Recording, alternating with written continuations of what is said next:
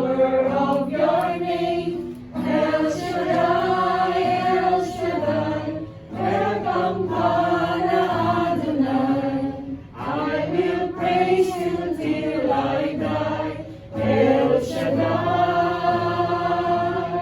El Shaddai, El Shaddai, Elkamkana Adonai. Age to age, you're still the same. By the power of your name, El Shaddai, El Shaddai, Elkamkana Adonai. I will praise you till I die, El Shaddai.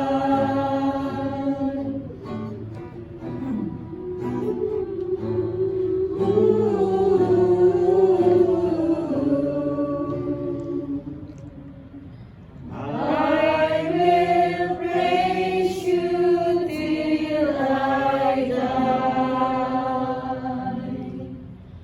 El Shaddai. Tayo po ay manalangin sa ngalan ng Ama, ng Anak at ng Espiritu Santo. Banal na Diyos at makapangyarihang Ama, may likha ng langit at lupa, El Shaddai ang iyong pangalan. Sa hapon pong ito kami ay nagpapasalamat, nagpupuri, sinasamba ang iyong pangalan sa Espiritu at katotohanan. Karapat-dapat ka sapagkat ikaw ay tapat at tunay namang mabuti. Kaya hindi naman kami dumudulog na nagpapakumbaba, humingi ng kapatawaran sa aming pagkukulang at pagkakasala. Linisin mo kami, kahabagan mo kami, patawarin kami sa aming pagkukulang, pagkakasala.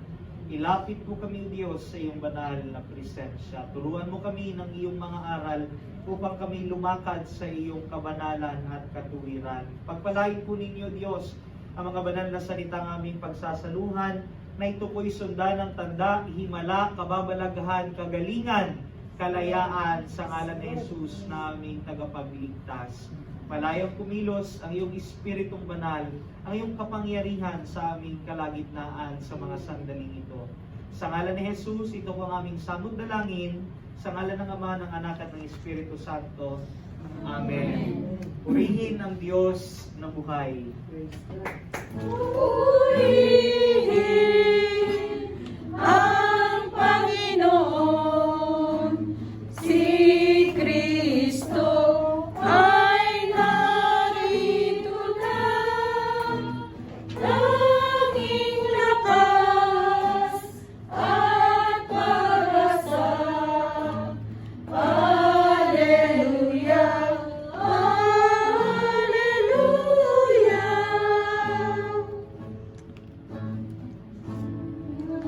Panginoon, nagdiwang sa pagdating niya, nagagalak ang ating espiritu. Si Kristo ay narito na, alitan ay iwasan na, tayo ay tutulungan niya. Purihin ang Panginoon, si Kristo ay narito na, tanging lakas at pag-asa. Alleluia, Alleluia.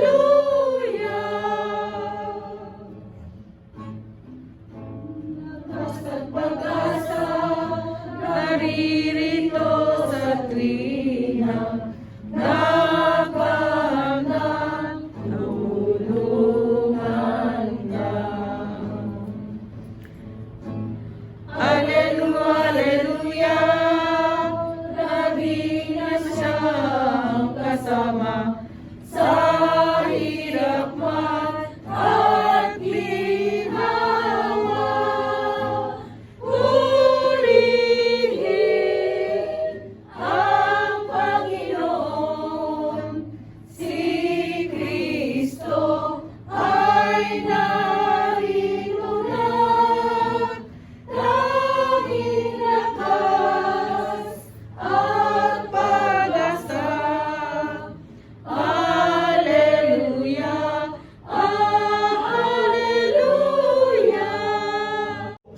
sila ng mga kautusan at mga palatuntunan, at ikaw rin ang magpapaliwanag sa kanila kung ano ang dapat nilang gawin.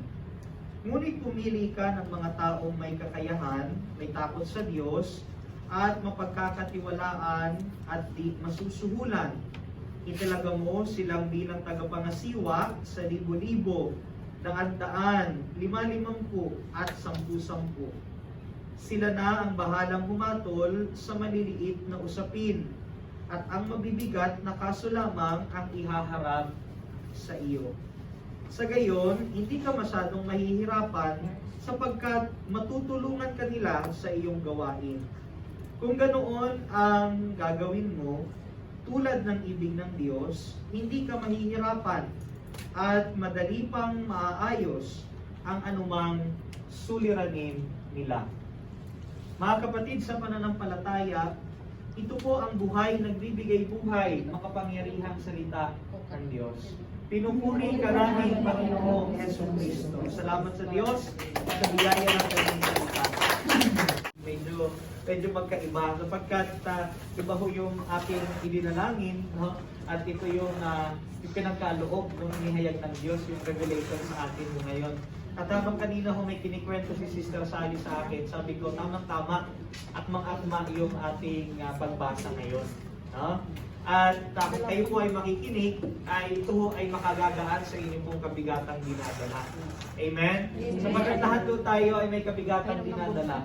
Amen? Sabihin mo nga sa katabi mo, mabigat ba? Mabigat ba?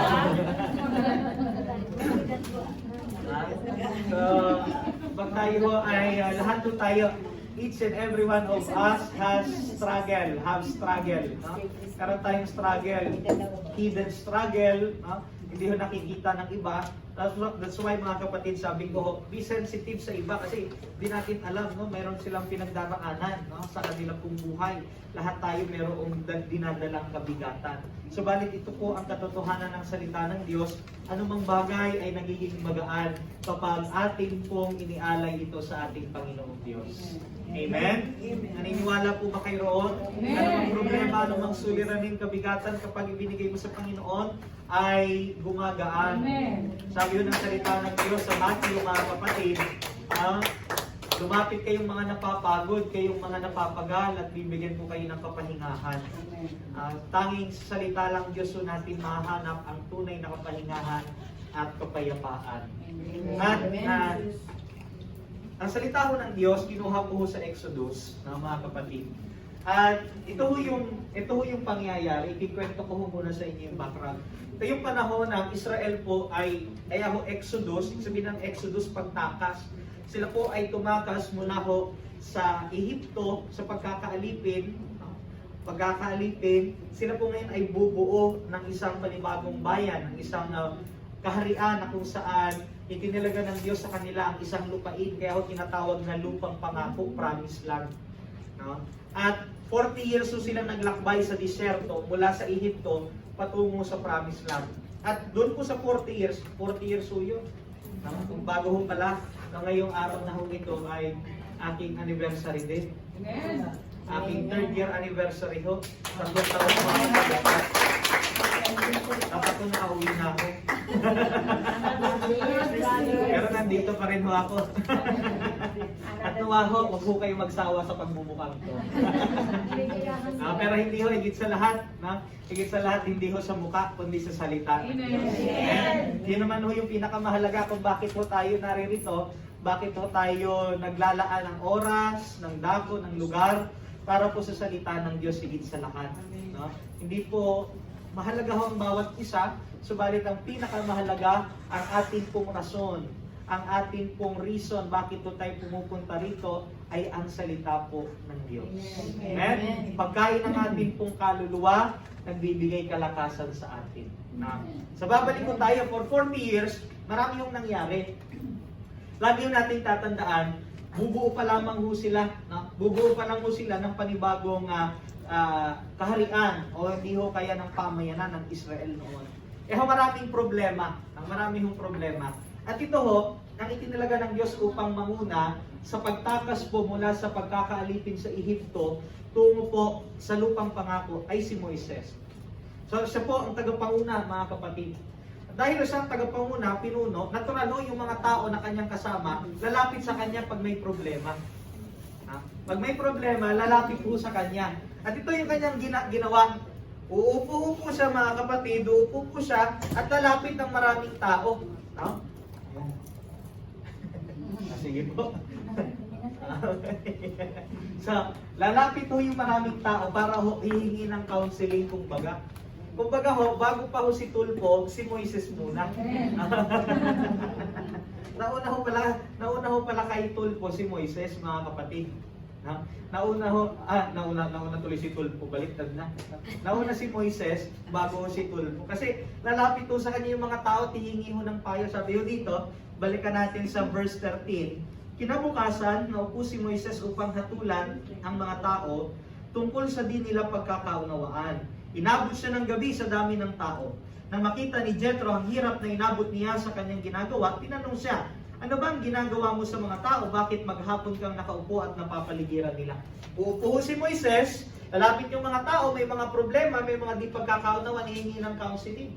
At siya yung magsasabi na ito yung mas makatwiran, ito yung mabuti, ano yung kalooban ng Diyos. Humihingi ho ng payo. Mamaya ipapaliwanag ho natin yan. Kaya lang ito ang problema. Sa dami-dami ho ng mga Israelita, imagine niyo isang buong, hindi lang ho ganito, hindi lang ho buong Japan chapter. Isang buong nasyon. Problema niya ho, buong nasyon, mga kapatid. Parang presidente ka ng isang bansa, tapos bawat isa ng problema ng tao, alam mo, talagang sabi ho dito hanggang gabi.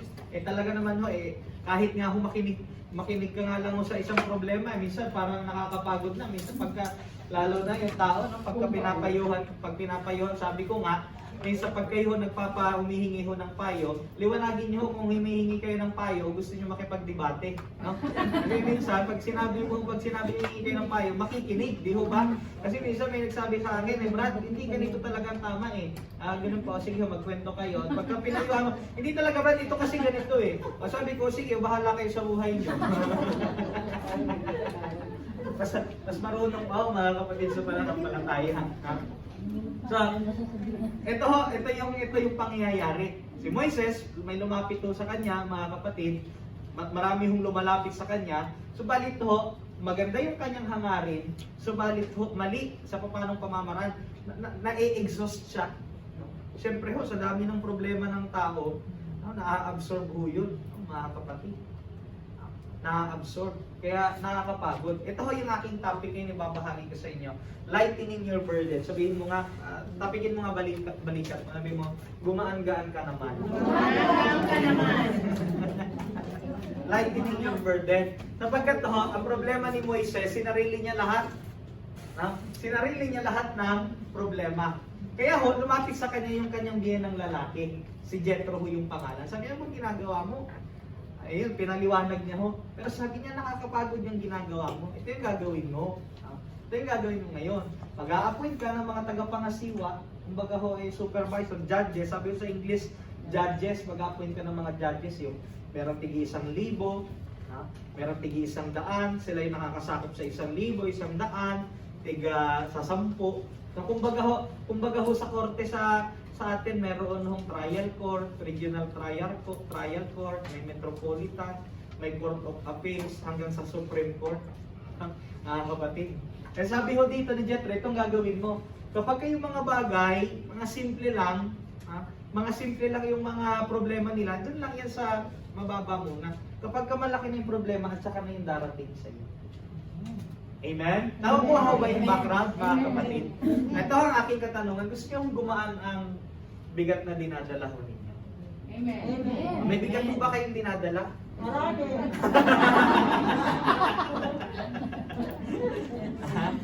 Gusto nyo ho ba ang gumaan-gaan? Kasi ulitin ko maganda ho yung hangarin. Maganda yung hangarin ho ni Moises. Kaya lang mali yung kanyang teknike. Sabi ng kanyang biyena na si Jethro, ito mahihirapan ka dyan. Mapapahagod ka sa ginagawa mo. Hindi mo mauubos lahat ng problema ng tao. So iba yung gagawin mo, meron kang strategy, sabihin mo ang strategy. Kanya sa totoo lang mga kapatid sa pananampalataya, ito ang madalas na sinasabi ho ng salita ng Diyos. Naalala niyo ho yung pong talinghaga tungkol ho sa dishonest manager. Na kung saan ho, nang nalaman ho noong master niya, ng Panginoon niya, itong manager niya, katiwala niya, niloloko siya, pinalayas siya. Pero bago ho alisin, bago palayasin siya, kubiin, bago ho tawag fire, no? Paalisin na ho, meron siyang ginawa, no? Sabi niya, yung may mga utang, o gawin mo na lang ganito, gawin mo na lang ganyan. Tayo, ang lesson ho doon, sabi ho ng Panginoon, yung mga tao sa mundo, no? Bakit mas nagiging angat sa mga anak ng liwanag? Kasi hindi ginagamit yung karunungan. No? Hindi ginagamit yung karunungan. To lighten your burden in life, whatever it is, your family problem, no? Dito sa gawain, learn to strategize. Sabihin mo nga, strategy. Strategy. Parang kakaiba ho ito, parang ano ito, brada, parang networking ito, may strategy. Bakit ho? Bakit sa mundo may strategy, bakit sa Panginoon wala? May strategy ho dapat tayo. Sabihin mo nga, strategy lang yan. Bakit ho tayo nahihirapan madalas sa mga bagay sa ating buhay? Sapagkat hindi natin tinitingnan, hindi natin nilalagyan ng plan, hindi natin nilalagyan ng strategy. Nabanggit ko na ho ito sa akin, isa sa mga to. Lalagyan natin ng pamamaraan, ng strategy ang mga bagay.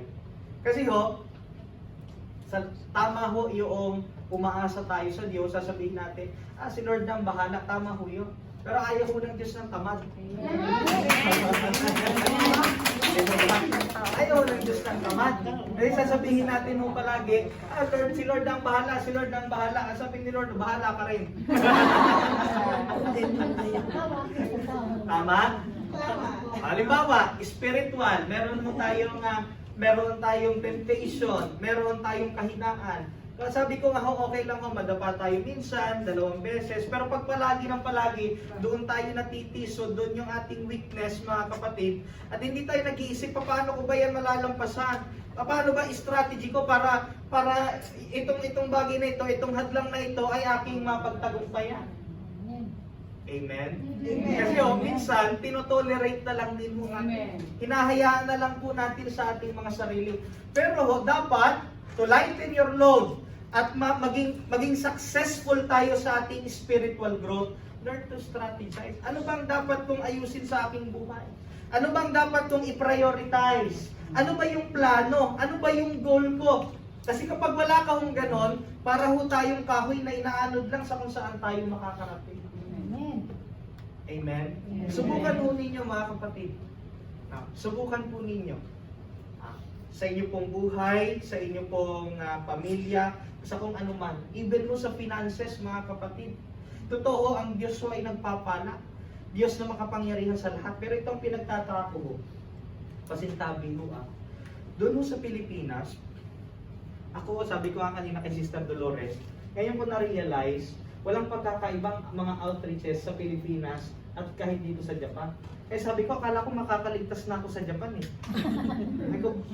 Kasi sa Pilipinas, pag uuwi ka ho doon, talagang yung mga LO, yung mga upo, may dala ka mga basket, mga buhay na manok, kasakay ka sa bus, pipipitin, mga ganun buhay.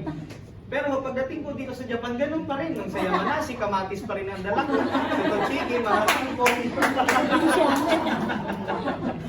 Parehas na rin mga kapatid sa pananampalataya. May patola pa, may kalabasa pa, may talong pa, lahat na rin. Pero ang pagpapala ho yan ng Diyos. Bakit to? Sabi nila, alam mo, hindi mo madaling bumuhay ng halaman sa totoo lang. Gift ko yan ng Panginoon. Gift ko yan ng Panginoon, mga kapatid sa pananampalataya. Ano ba't ko yung sinasabi? Kapag alam niyo sa Pilipinas, makikita ho, alam ho natin yan eh. Hindi ko na ho kailangan explain. Yun pong kahirapan ng buhay sa totoo lang. No? Pero alam niyo, pag nagpapatotoo ho doon, madalas may tatay sa harapan. Bihirang-bihira ako makarinig na ang hirap ng buhay, ang hirap ng buhay. Pero ang pinagtataka ko, marami hong mga Pilipino, dito sa Japan may trabaho, may ganito, pero palaging bukang bibig ang hirap ng buhay. Bakit po kaya? Sabihin mo nga sa katabi mo, mahirap ba talaga ang buhay?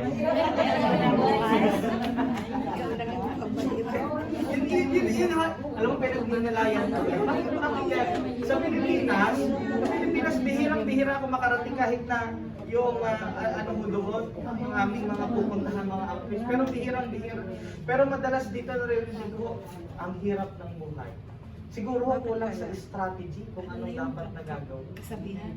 Ha? Kulang ho sa strategy. Katulad halimbawa, sabihin, Brad, ang hirap-hirap ng ganito, ganyan. Ang hirap po ng buhay, pero bibilihin ka ng mga ganitong bagay, mga mamahaling mga bagay. Sasabihin mo, ay, siyempre, kumbaga inaano ko yung aking sarili. Kumbaga, ina-enjoy ko yung aking sarili. Okay naman ho yun. Kaya lang ang pinagtataka ko, minsan pag sasabihin kumbaga itong mga bagay na ito para nagiging source ng lakas mo. No? Para pag nakabili ka ng bagong bag, ang lakas-lakas mo na. Ano? Siguro kung meron hong bagong damit na gano'n, nagbibigay ho ng kalakas, sabay bibili na rin mo ako noon. Pero hindi naman ho, mga kapatid, sa pananampalataya. What I'm trying to say is prioritize your spiritual life, your financial life, strategize financial life, your emotional life. Lahat po yan dapat alam natin balance. Part po yan ng strategy, balance. Kasi pag hindi ho tayo balance, talaga hong tutumba tayo kasi hindi tayo balance. Amen? Amen. Purihin natin si Abel. Itong tinuturo mga kapatid, ni Jethro, karunungan ibinigay ng Diyos sa biyenan ni Moises, biyenan ng lalaki, si Jethro. Sabi niya, itong dapat mong maging strategy para hindi ka mahirapan. Ito ang dapat mong strategy sa iyong buhay. Now, ito ang pangalawa. Ang tinuturo ho sa atin ng ating pananampalataya, hindi ho tayo nag-iisa. At hindi ho dapat tayo mag-isa. Hindi ho tayo dapat mag-isa. Kasi yan palagi yung sinasabi, ito ang trabaho ng kaaway. Ang trabaho ho ng demonyo ay tayo pag-isahin. Yung paghiwalayin, maging isa lang tayo, mag-isa lang tayo. Tama, may nagpatotoo kanina, sabi, kasi pag nag-isa ka, iba-iba yung pumapasok sa utak mo. Pag may problema ka, iba-iba yung pumapasok sa isip mo. Ang trabaho ng kaaway is to divide. Pagkabahabahagiin, pagkampi-kampi, para pagkakampi-kampi na hiwa-hiwalay na isa ka na lang, madali kang atakihin ng kaaway. Kasi mag-isa ka na lang. Lagi nating tatandaan, kahit lang yung mga alagad, dala-dalawa ho sila ng sinugo ng Diyos sa pagmimisyon. Ito ho, pangalawang bagay to lighten your load.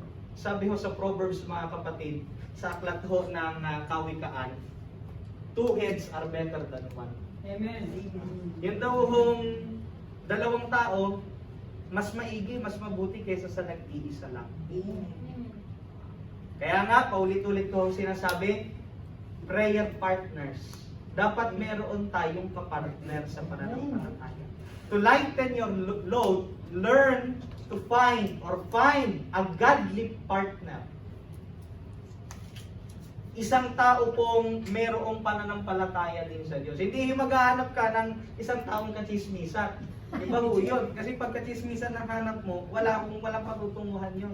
Pero ang hanapin mo ay isang taong may takot at pananampalataya sa Diyos. Kaya nga ho, may requirement po si Jethro. Sabi niya dito, ngunit pumili ka ng mga taong may kakayahan, may takot sa Diyos, mapagkakatiwalaan at di masusuhulan. May requirement ho. Sabi niya, maghahanap ka ng mga katuwang mo para mapadali yung iyong gawain, yung iyong ginagawa. Pero may requirement, may kakayahan, may takot sa Diyos, na mapagkakatiwalaan at hindi masusuhulan. May sabihin, may integrity, mga kapatid, sa pananampalataya. So, ganun din ho sa atin pong buhay. Nang gumaan ang atin pong buhay, magkaroon ng kagaanan, ma-enlighten yung atin pong burden, mga kapatid. Find a godly partner.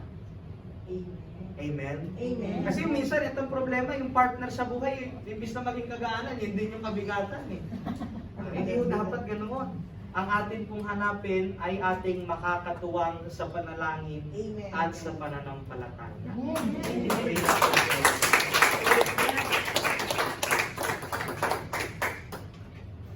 Kapag po ang tao meron pong sinasabing moral support, kapag ang tao merong sinasabing emotional support ka, meron kang pinaguhugutan ng lakas. Amen.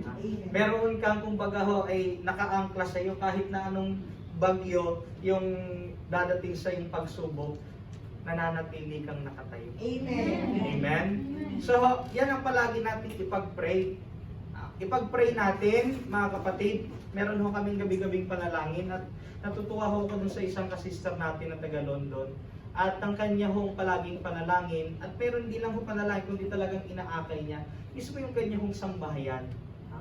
Kanyang pamilya, laman ng kanya hong panalangin na nawa, yung aking sambahayan, makasama ko rin sa gawain, makilala din nila ang Panginoon. Huwag ho tayong makontento, mga kapatid, sa pananampalataya na tayo lang, kundi ang ating pong mga mahal sa buhay ay madala natin sa harapan ng Diyos. Amen? Nakita ho, meron hong pinoprovide ng Panginoon dito ho, mga godly prayer partners dito ho sa gawain. Subalit higit sa lahat, huwag natin kakalimutan na halos ho 100% ng inyong buong buhay ay nasa pamilya po ninyo. Na dapat po ay maging katuwang sa pananampalataya. Kaya nga ho, madalas ito ho yung ina-advise na kung hanggat maaari, kung kayo ho daw ay magpapakasal, sino ba dito magpapakasal? Wala na ho magpapakasal dito. Wala na ho, sige. Ako na lang ho pala. Parang naalala ko sa Nagoya, outreach ko nung linggo. Kakaiba ho dun yung mga patotoo. Yung mga patotoo ho nila dun sa Nagoya, mga ikakasal ho sila. Talaga meron ho nagpatotoo lang. Sabi niya, talagang biyaya ni Lord. At syempre, yan ako dun sa aking kapartner ngayon.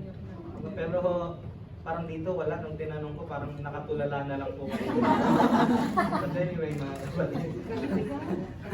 Kaya kasal ko lang sa akin.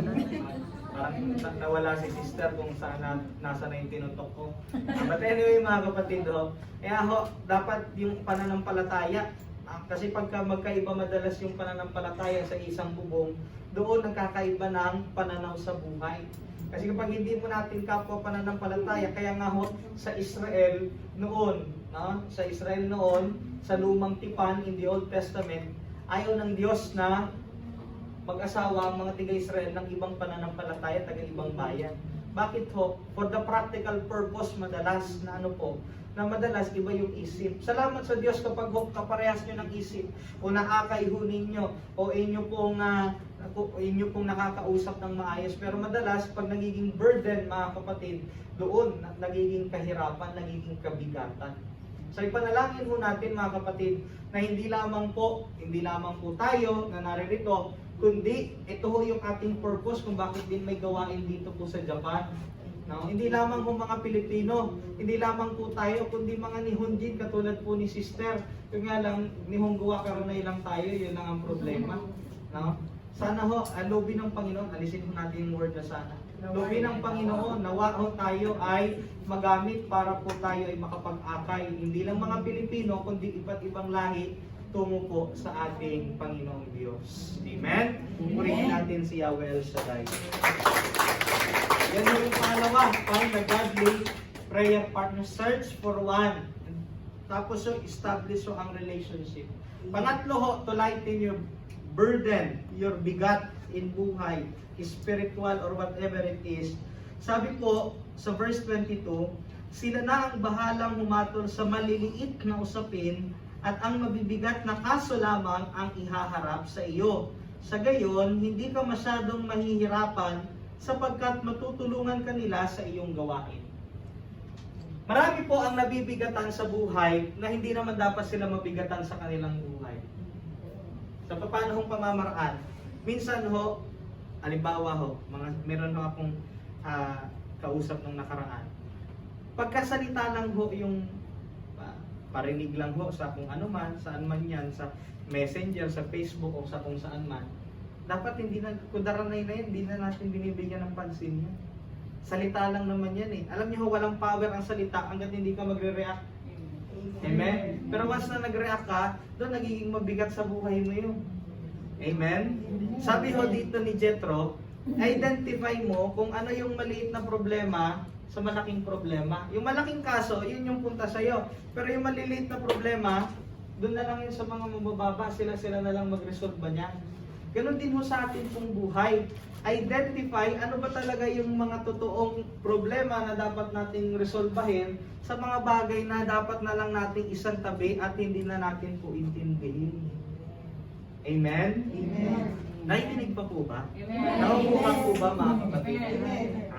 identify ano ho yung maliit na problema, mga bagay na hindi na dapat natin bigyan masyado ng pansin, sa mga bagay na dapat po talaga natin bigyan ng tuon at ng pansin.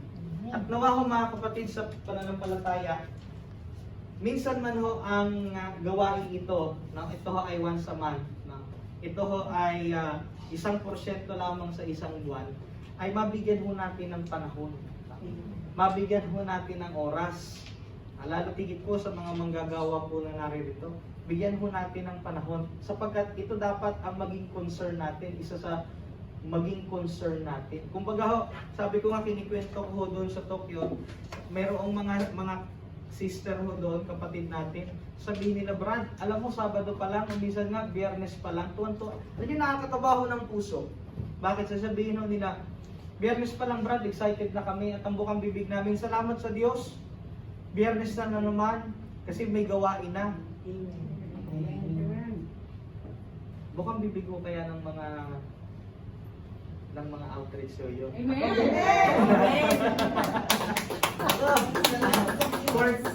Third Saturday na naman sa Yamanasi. O fourth Saturday naman sa Tochigi. Excited na kami. Excited ba ho talaga? Parang hindi yata. Ha? Oh, big check po ba yun? Big check.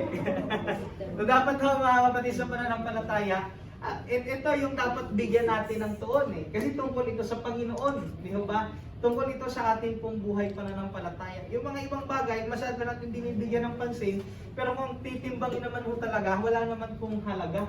Wala naman pong halaga.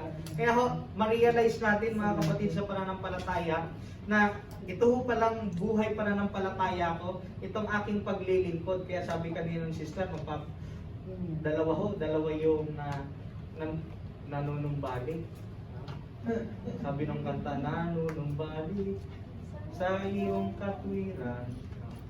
Kaya ho, nangako kanina si sister, sabi niya, talagang magseseryoso na ako, mag-outreach na ako. Pero pangako niyo ho yan dito sa harap namin, pero higit sa lahat, covenant niyo po yan kay Lord.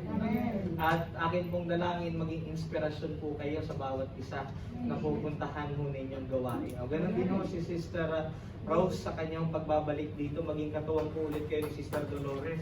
Nasabi niyo ho kanina, matatag ho mga manggagawa dito, itong mga naririto ho. Eh hindi naman ho sa dami, sa totoo lang.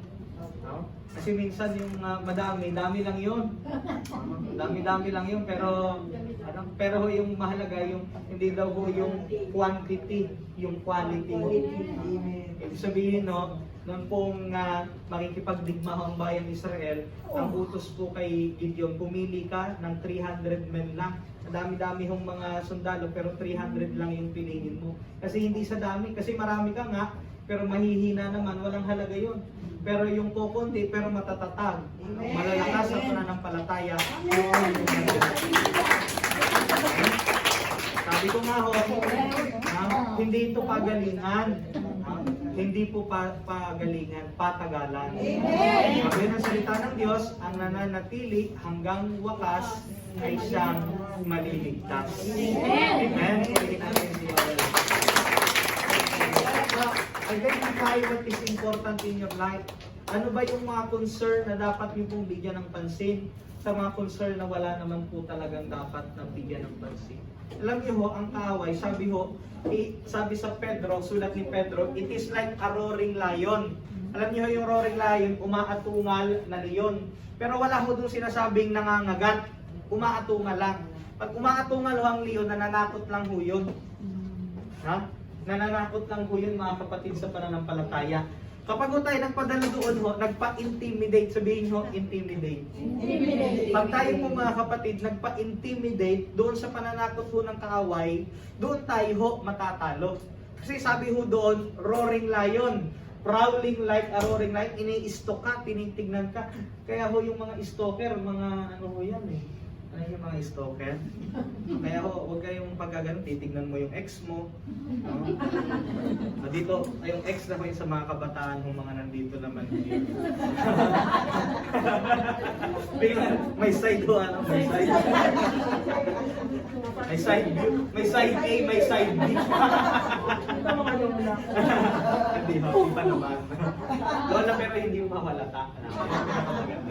At then mga kapatid sa pananampalataya, nangi-stock lang, na inoobserbahan ka lang, at nananakot lang, nag-i-intimidate lang. So kapag nag-give in tayo sa mga ganoon pang-aasar ng kaaway, parang nang-aasar lang yan. Nang-aasar. Ganun katulad ni sister kanina, pinasakit lang yung tiyan mo. So pinasakit lang ng ilang araw, pero at sinusubukan lang, sige nga, pasakitin natin kung talagang tutuloy yan. So, nang-aasar lang yan. Pag tayo nagpatinag, pag tayo po ay nagpadala doon sa pag-atungal ng kaaway, atungal lang yun, hindi ka naman talaga noon sasaktan sapagkat hindi tayo pwedeng saktan ng kaaway. Bakit ho? Tayo yung mga anak ng Diyos. Maliban kung hahayaan po natin sa ating buong buhay. Kaya wag nating hahayaan. Maliliit na bagay, wag natin hong pansinin. Wag natin hong bigyan ng bigat. Kung kaya mong maliit na bagay, magpatawad ka, magpaumanin ka. Hindi magpatawad ka, magpaumanin ka. Hindi yung papatagal-tagalin mo pa, tumanda ka na lang, di ka pa nakakapagpatawad. Amen? So, ganun hong mga bagay, mga kapatid, sa pananampalataya. Sapagkat, madalas tayo sabi ho dyan sa English, we are blowing things out of proportion. Ibig sabihin, kahit daw maliit na bagay, minsan maliit na bagay, palalakihin yung issue. Nagluto ka, na mali lang yung lagay mo, galit na galit na. Nag-away na kayo. Hindi lang nailagay sa dapat ilagay, nag-away na kayo. Mainit na agad yung ulo mo. So mga bagay nakakarampot lang, wag nang palakihin. Sabihin mo sa katabi mo, kakarampot lang yan. Kakarampot lang yan.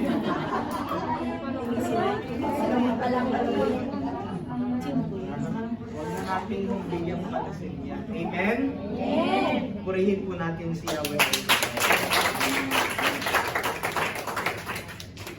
At panglima ho, mga kapatid sa pananampalataya, to lighten your load. Ito ho yung strategy. Ano ho yung pangalawa? Hindi.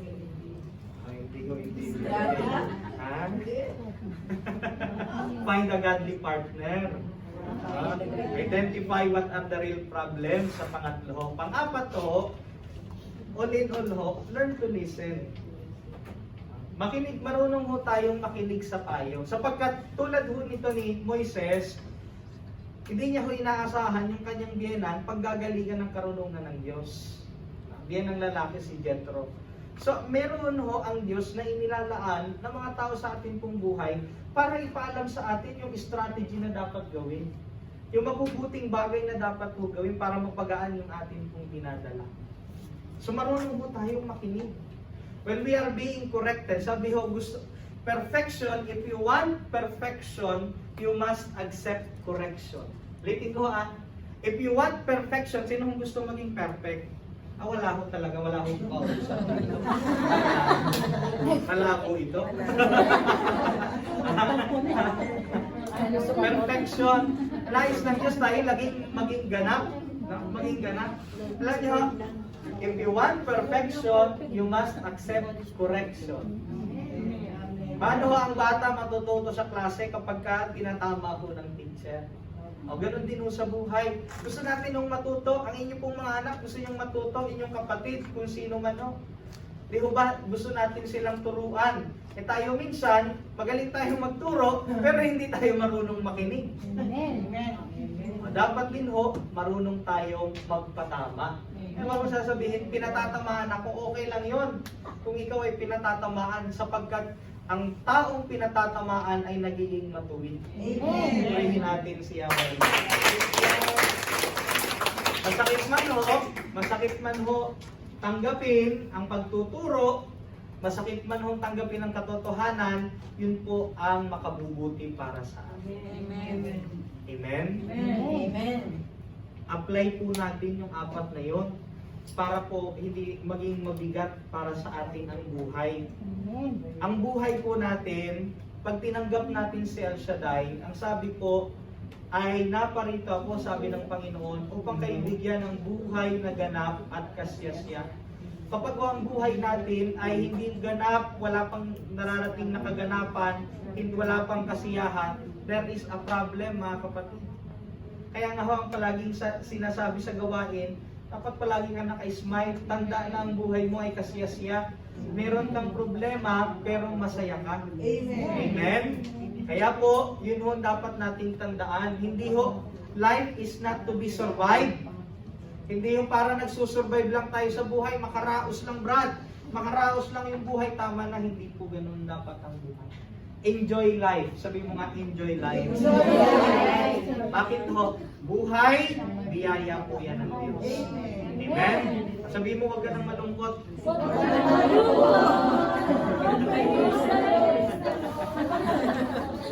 Amen? Tayo pinag tayo ng presensya ng Diyos.